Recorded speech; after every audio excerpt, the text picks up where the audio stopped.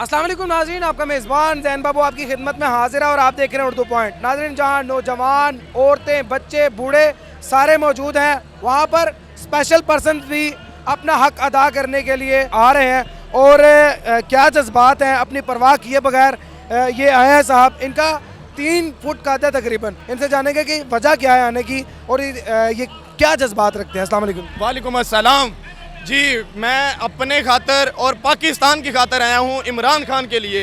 मेरे जज्बात और मेरे इस एहसास को कोई भी नहीं रोक सकता। मैं पाकिस्तान और इमरान खान को जिता के रहूँगा और इम्पोर्टेड हुकूमत को ख़त्म करके रहूँगा। मेरे जज्बात को कोई ना रोक सकता है और ना ही मैं रुकने दूँगा। इंशाअल्लाह पाकिस्तान के लिए और इमरान खान के लिए अगर मेरी जान भी चली जाएगी तो मैं इमरान खान के साथ रहूँगा। इंशाअल्लाह इंशाअल्लाह इमरान खान जिंदाबाद, इम्पोर्टेड हुकूमत नामंजूर।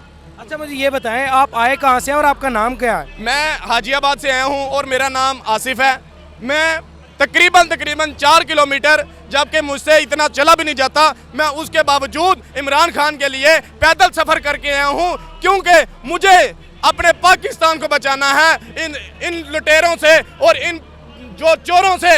इंशाअल्लाह ये पाकिस्तान के लिए मैं अपनी जान भी कुर्बान कर दूंगा। मैं पैदल सफ़र करके आया हूँ। इंशाअल्लाह ये हुकूमत ना रहेगी और ना ही मंजूर करूंगा इम्पोर्टेड हुकूमत को। अच्छा, मुझे ये बताएं कि आपका कद कितना है? मेरा कद तकरीबन 3 फुट है और मैं बिल्कुल नॉर्मल हूँ, इंसान हूँ। पैदल भी चल सकता हूँ, भाग भी सकता हूँ। इमरान खान के लिए आया हूँ और इन पैरों के लिए ये चल के जहाँ तक सफ़र करना पड़ा मैं ज़रूर करूँगा। अच्छा, मुझे ये बताएं कि आपकी फैमिली से और भी कोई पीटीआई में है या सिर्फ आप अकेले? नहीं, मेरी पूरी फैमिली पीटीआई से है। अल्हम्दुलिल्लाह सारे के सारे पीटीआई से हैं। मेरे घर वाले, मेरे रिश्तेदार, यहाँ तक के मेरे दोस्त अहबाब भी जो हैं वो भी सारे पीटीआई से हैं। आप शादीशुदा हैं? नहीं, सिंगल हूँ।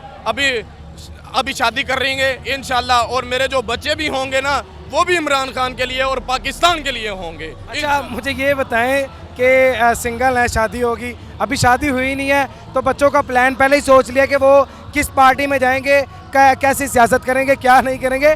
मुझे ये बताएं कि ये धोबी घाट में ही जलसा क्यों रखा गया है?